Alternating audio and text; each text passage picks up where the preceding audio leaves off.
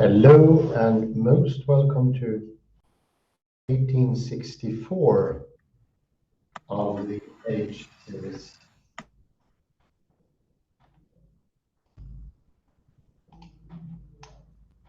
Let me just make sure. Hello and most welcome to 1864 of the Age series. We will today start with a new article handed over to me by my colleague Kalle Lunda, Retching on Rome,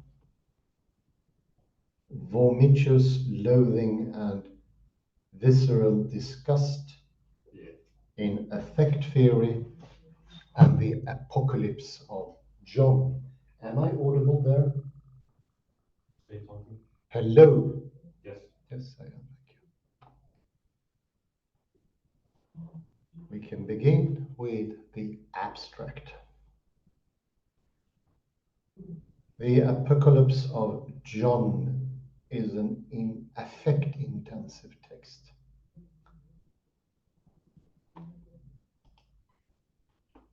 What Revelation reveals above all is an immense loathing for Rome and its aims to infect its audiences in turn with disgust for that intimate other.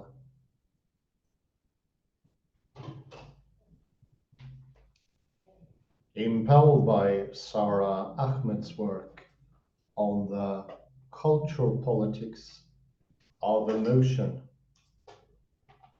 this article reconceives Revelation's great whore as a circulating object that is extremely sticky or saturated with affect.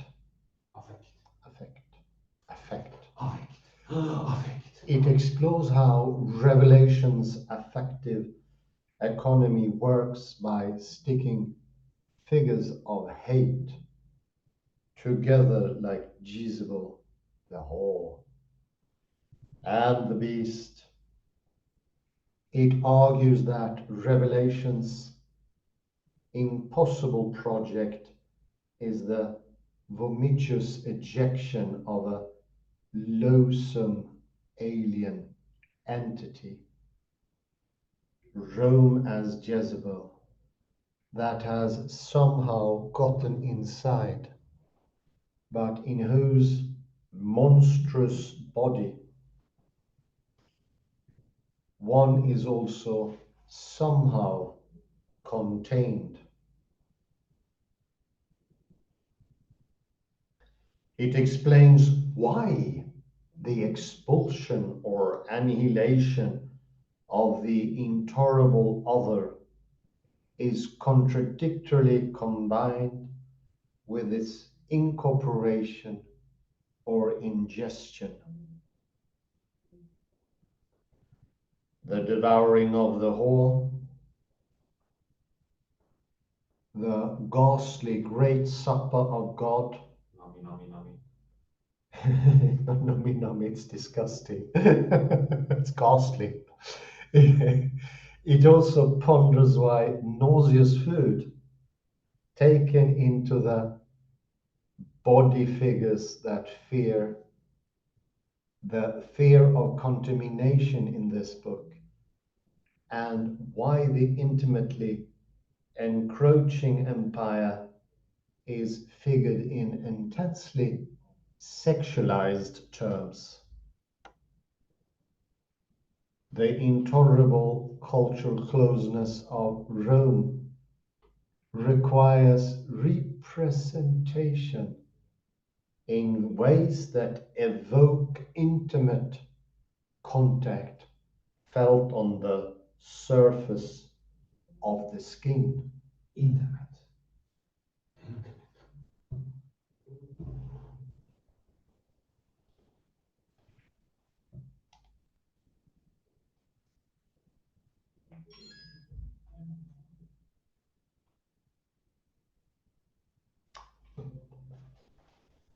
A lumbering turn to the emotions has long been underway in the humanities and social sciences, with much grinding of gears and many anxious glances in the mirror. Historian Ruth Lace, undertaking to list the fields in which this turn has been most evident, names history, political theory, human geography, urban and environmental studies, architecture, literary studies, art history, and criticism, media theory, and cultural studies, whatever those are. Nobody knows. She might well have added the field of classics to her eclectic list. Much work on the ancient Mediterranean emotions has also been accomplished in recent decades, epitomized by such titles as The Emotions of the Ancient Greeks, Emotion, Restraint, and Community in Ancient Rome, Emotion, Genre, and Gender in Classical Antiquity. Particularly relevant for the present study, which has the apocalypse of John in its sights, are two of the questions that Robert Castor includes among those that incited his study of ancient Roman emotions.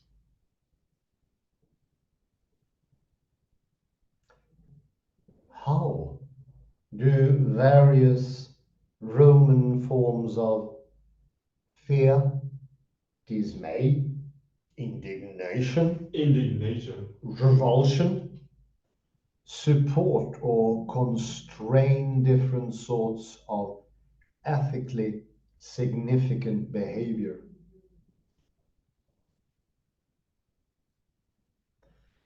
How does the interaction of emotions create an economy of displeasure?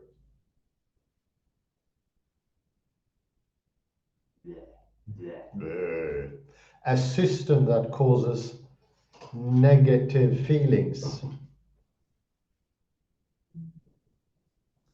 to circulate in constructive ways. I did it my way.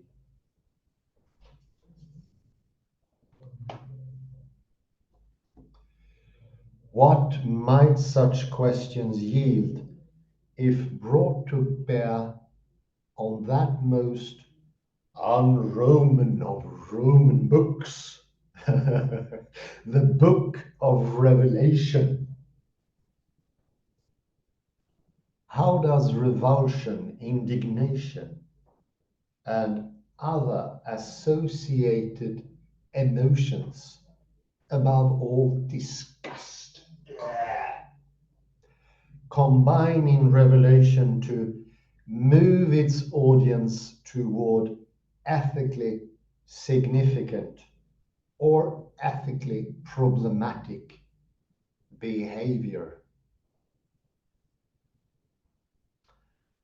How does Revelation's mobilization of emotions create an economy of displeasure, the circulation of negative feelings toward constructive or destructive ends.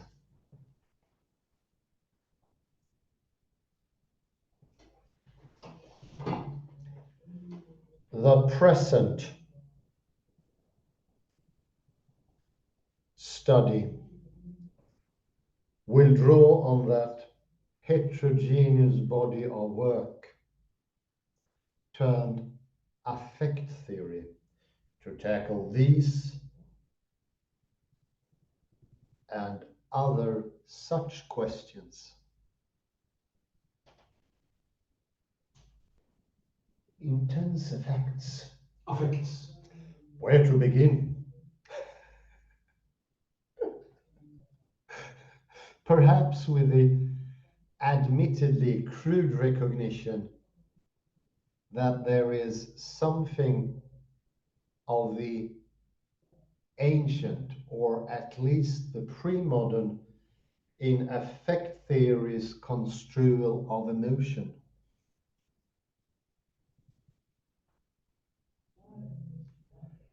First, note David Constant's argument in the emotions of the ancient Greeks that the Greeks did not conceive of emotions as internal states of excitations. Excitation. Excitation. Excitation.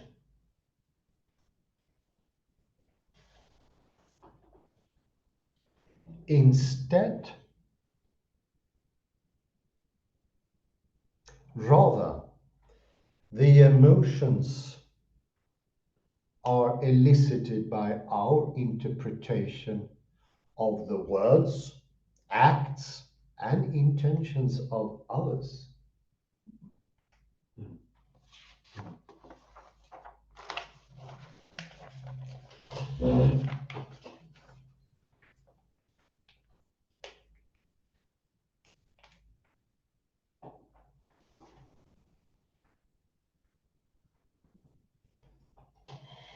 Cut now to Sarah Ahmed's observation.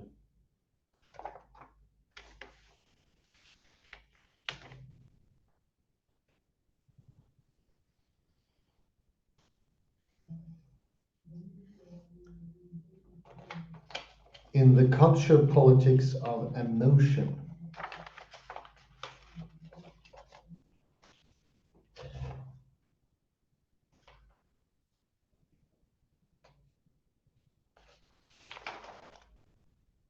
observation in the culture politics of emotion that the contemporary everyday language of emotion is based on the presumption of interiority.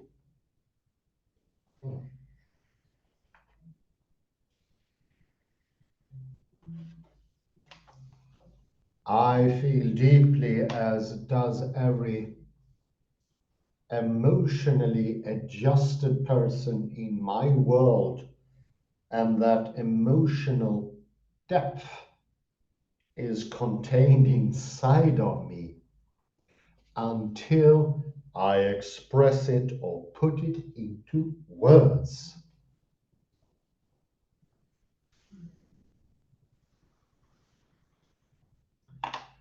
Or less articulate sounds, sounds of grief, snarls of rage, and so on, after which my personal feelings have been shared or made public.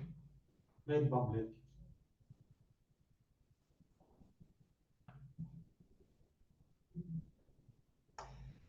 This interior-exterior model of emotion has been challenged from many angles.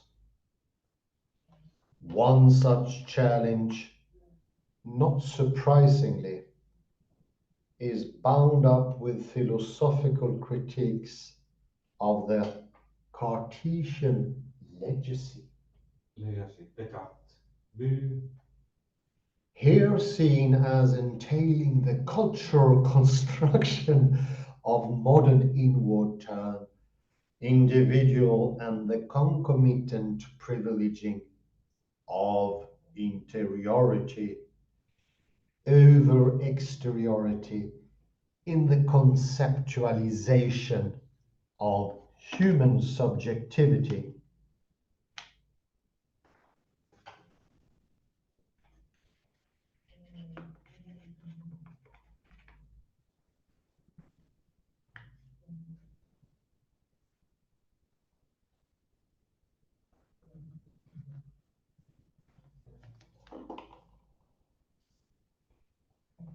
How to rethink emotion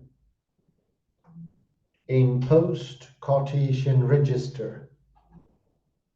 The term affect has, among other things, assumed a strategic role in such rethinking.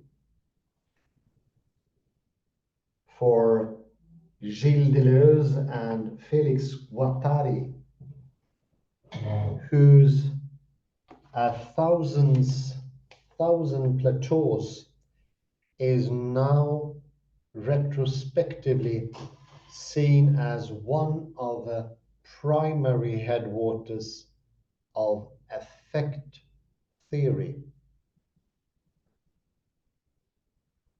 Affect does not denote a personal feeling, but rather a pre-personal intensity corresponding to the passage from one experiential state of the body to another. Intensity and intensities, meanwhile,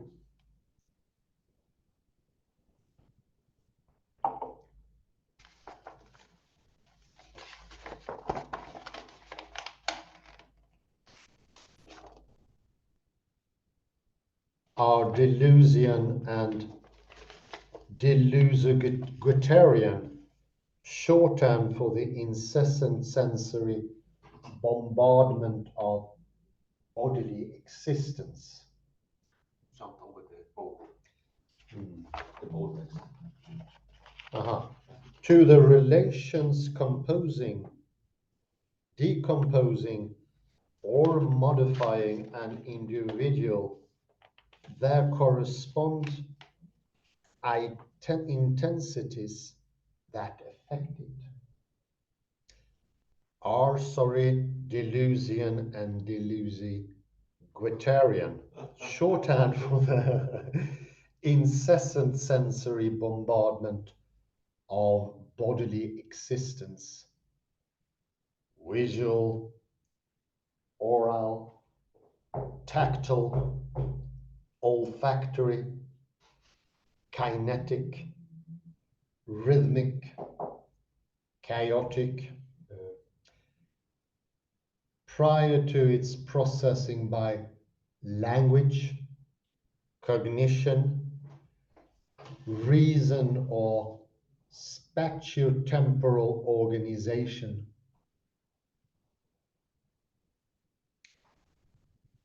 The editors of the affect theory reader remain implicitly within the Deleuze-Guattarian orbit when they announce affect is the name we give to those forces, visceral forces beneath, alongside, or generally other than conscious knowing, vital forces insisting beyond emotion that can serve to drive us toward movement, toward thought and extension. And again, affect is found in those intensities that pass body to body, human, non-human, part body, or otherwise. Next to the term affect itself.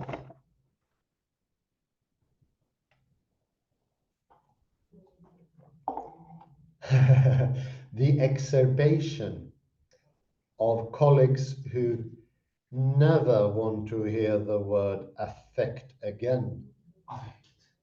Yeah. Intensities is perhaps the most insistently intoned term of contemporary affect theory. One might say then that affect theory in its Deleuzian tributary is a series of divergent but overlapping discourses about human bodies.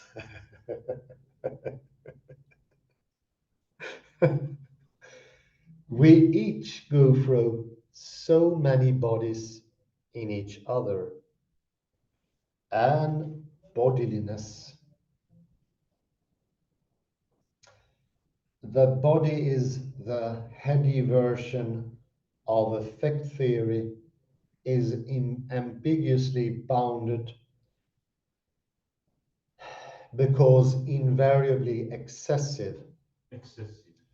The body always and everywhere outstrips and undoes any and all discursive attempts to encase and contain it. Whether regimes of knowledge, systems of signification, or contingent interpretations, contingent interpretations, it ceaselessly flows through them, around them, and beyond them to affect and be affected by other innumerable, equally illimitable bodies, whether human or non-human, organic or inorganic, unbounded intercorporeality is the human body's constitutive medium. This is because the human body is neither fully material, not yet fully mental. To the extent that these two terms can be held in meaningful opposition, it is affectively experienced as at once an interior and an exterior reality. Reality. Summary. Our bodies are Bibles. I think we should do a summary here. Hmm? Summary. Mhm. I think I will just start a little bit. The capacity of affect theory in its body preoccupied modality to convert into reflection under textual ontology is arresting. arresting.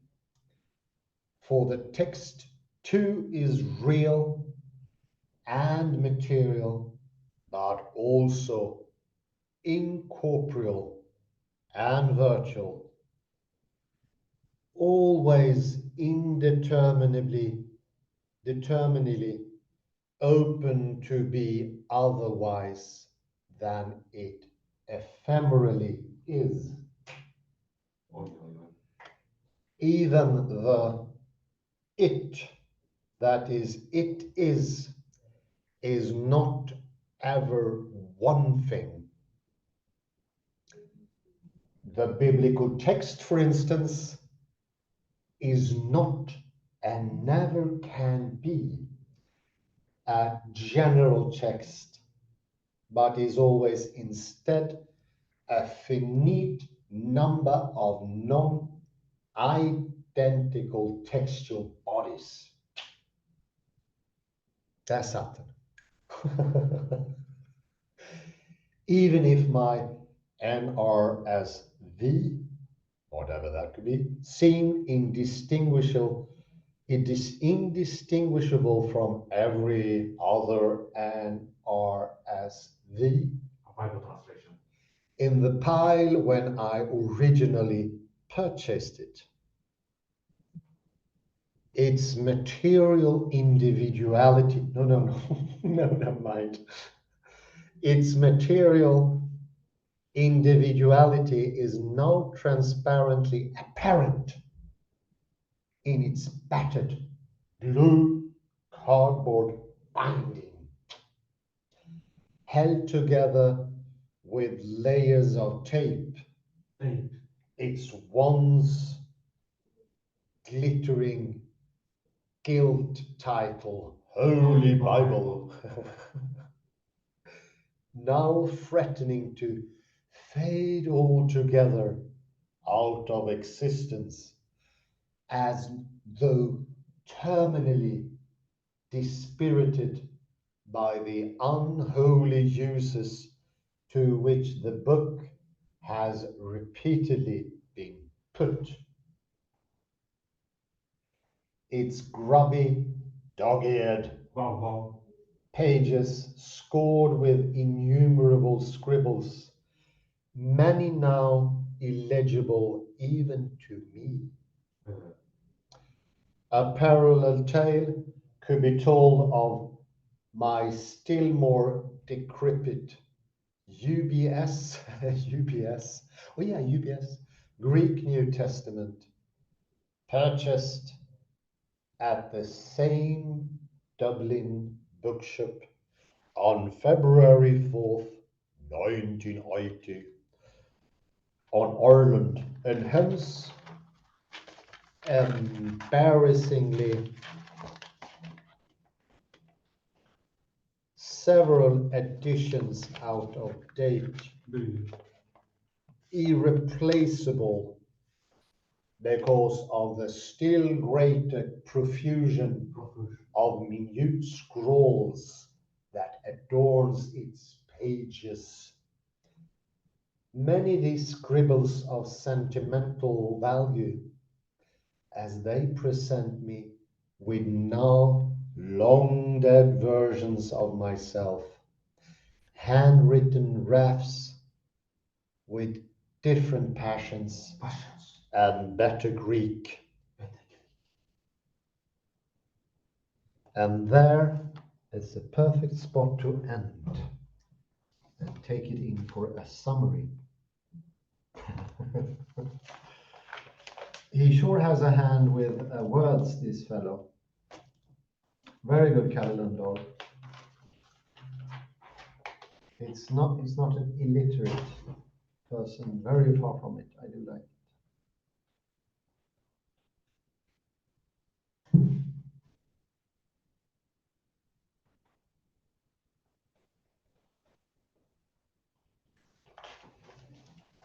So here, Riantus friends of mine, I was actually acquainted very much with Deleuze, at least. Guattari, I made acquaintance indirectly through Jacques Derrida and some of his interlocutors or interpreters.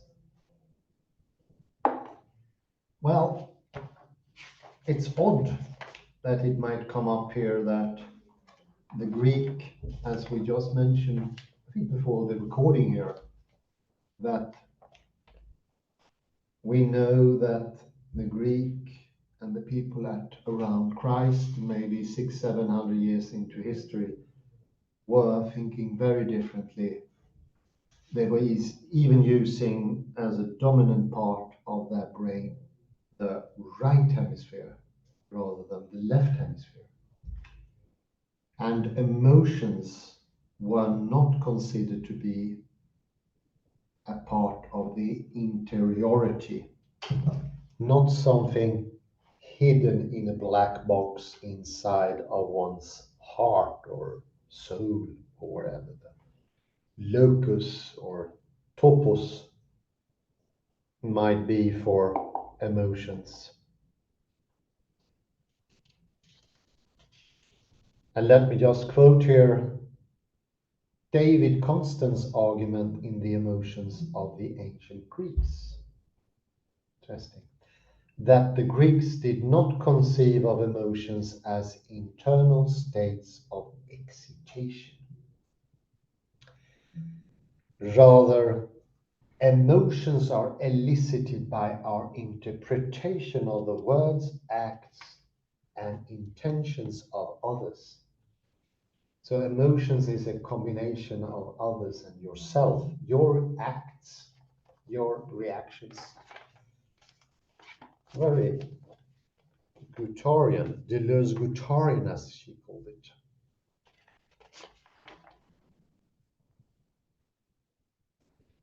Cut now to Sarah Ahmed's observation. And now we go to page 506, the culture politics of emotion, that cheap contemporary everyday language of emotion is based on the presumption of interiority. It feels deeply as does every emotionally adjusted person in the world, and that emotional depth is contained inside me until I express it or put it into words, after which my personal feelings have been shared or made public.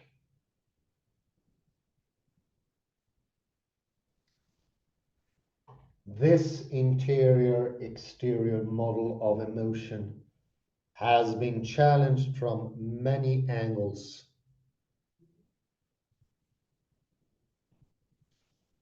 One such challenge, not surprisingly, is bound up with philosophical critiques of the Cartesian legacy. And we taken it up too with rethinking the inner Paul Johnston. For those who are interested, I recorded the whole book. And he takes up how we mistaken certain expressions in our language for being proof or hints or pointers to something hidden within ourselves, when in reality it has to do with the grammar. It's a particular grammar when we speak about our in I form. I form makes certain expressions particular. Therefore, the grammar says I can only have understanding of my own emotions. This is not a physical, that is not an interior. It has to do with the grammar of language, which is not inside. So we have certainly prepared for this step, I'd say.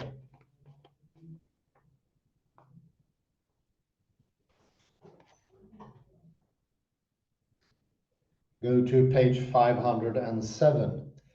We each go through so many bodies in each other and bodiliness. The body is this heady version of affect theory, is ambiguously bounded because invariably excessive. Maybe the body always and everywhere outstrips and undoes any and all discursive attempts to encase and contain it, whether regimes of knowledge, systems of signification, or contingent interpretations.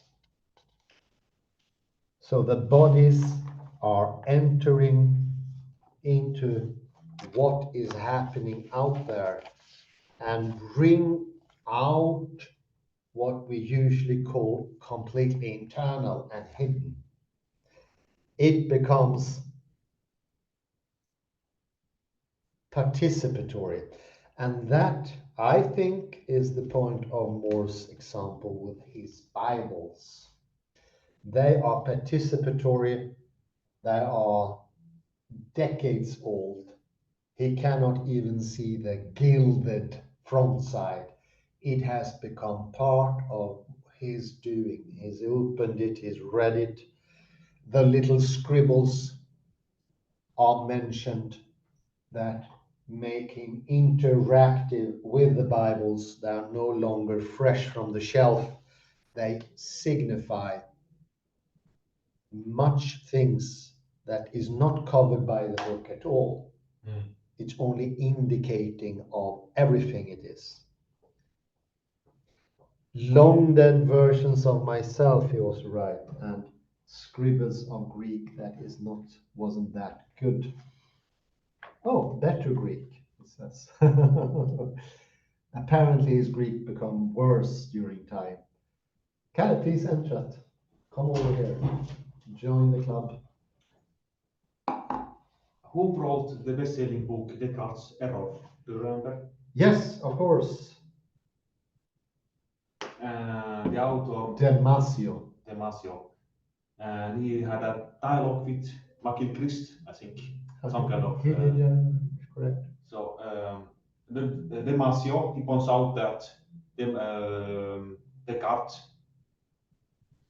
he suppressed emotions. Uh-huh. If you agree with my interpretation of Damasio's book. Yeah, sure. Of course. Go ahead, yeah. So he suppressed emotions. But there is also the risk of going to the wrong or the other direction too much. No, of course. And I think there is actually a hint to this going the wrong direction as Oh. well in this text. If you see, let me see, there's a keyword, prior.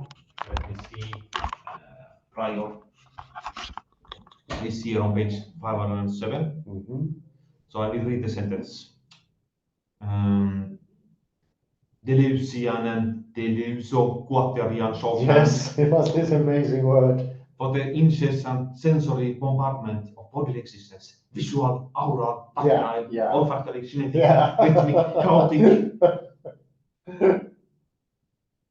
prior to its processing by language, cognition, reason, or spatial-temporal organization. Aha. So we have found the mistake done by this Deleuze and his colleague. Guattari. Yes, indeed, they think there is something prior. There is a there a priori. Very good, Kalle. Well spotted. So we should not go into the other direction, thinking that emotions are prior to something else. Otherwise, we are not better than, let's say, Descartes. No. So we need balance. Indeed. So, and there is also nothing a priori. So emotions are not prior to language, or vice versa. Definitely. So they are. So as Wittgenstein would say, language, or rather syntax, is the essence. Oh yeah. Or with other words, play, language game is the essence. Yeah. Wow, yeah. So you have emotions, language, rationality, together as the essence. Or the game is the essence. Language is the game. Emotions, and I think there is another thing that we should not miss in the paper. No. Is in the word intoned.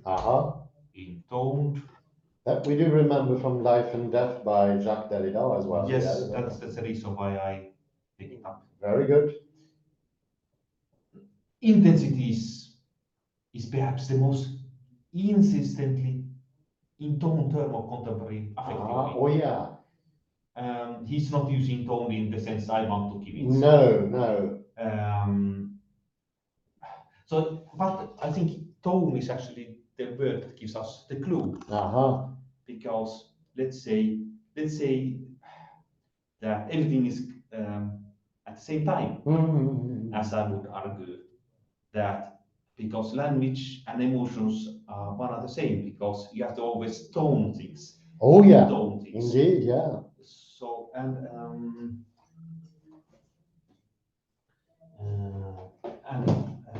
was some passage in Wittgenstein.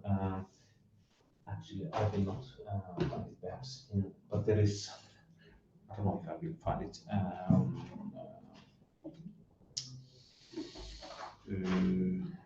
No, there was Wittgenstein emphasized tone Oh, as yeah. well as Derrida. That when you read 18th century German poet, he didn't really get it. No. Before he read it again, but with a tone. He changed his tone. He took in He account the changes meter. The meter is important, yeah. So I like it. So, and so I think the meter and tone actually is the clue to get over the binary. Yes, get over the banality of. The binary between emotion, language, and rationality. Oh, yeah. In this case, the binary would be between emotion and rationality. Yes. And you put tone in. Tone is also a rationale because it's the emphasis that gives difference between if you have a phrase, here you put the emphasis.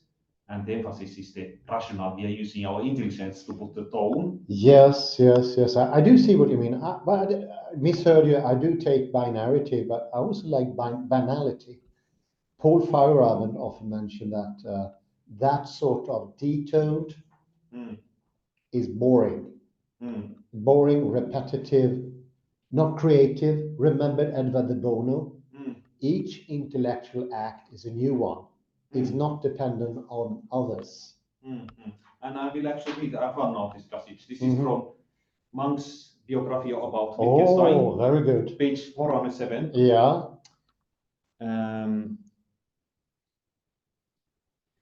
In his lectures, Wittgenstein gave some examples from his own experience of what happens when one begins to understand the greatness of an artistic work. Yeah. He said, read the work of Friedrich Klopstock, the 18th century poet. Okay. And initially failed to see anything in it. Then he realized that the way to read him was to stress his meter abnormally. Oh, yeah. When I read his poems in this new way, I said, aha, now I know why he did this, what had happened. I had read this kind of stuff and been moderately bored. But when I read it in this particular way, intensity, I smiled, said, this is grand, but I might not have said anything. The important fact was that I read it again and again. When I read these poems, I made gestures and facial expressions. You're kidding me. I do believe you. What would be called gestures for approval. Yeah. But the important thing was that I read the poem entirely differently. Yes. More intensely. Yes. I said to others, look, this is how they should be read. Yeah. What we did today, actually. Yeah. I think many academics will do like this with the gesture of disapproval of you. Yeah. But this proves we have now evidence from Wittgenstein. Definitely. Klopstock, this is a name to be remembered.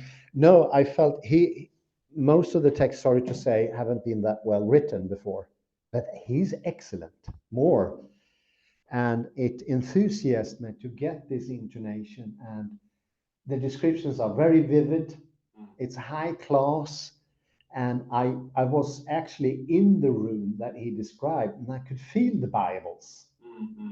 But the previous texts have been, most of them have been very banal. They don't bring, if a text doesn't mean a personal life in, it lacks the power to say something.